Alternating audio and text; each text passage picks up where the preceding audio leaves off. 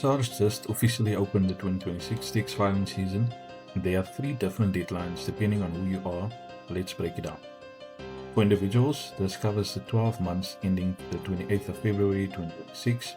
For companies, it covers your financial year ending in the 2026 calendar year. You must file a return if any of these apply to you. You ran any kind of business or trade, not just as an employee. You had capital gains or losses over 40,000 Rand. You hold foreign assets or foreign currency worth more than 250,000 Rand at any point during the year, or your gross income exceeded these thresholds on screen.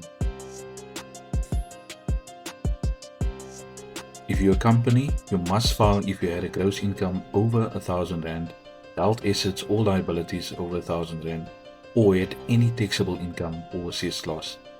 And trust, every trust that was a South African resident in 2026 must file. SARS is now issuing formal penalties for non-compliant trusts, so there's no more grey area there. Here are your 3 deadlines. I would recommend saving this screen right now.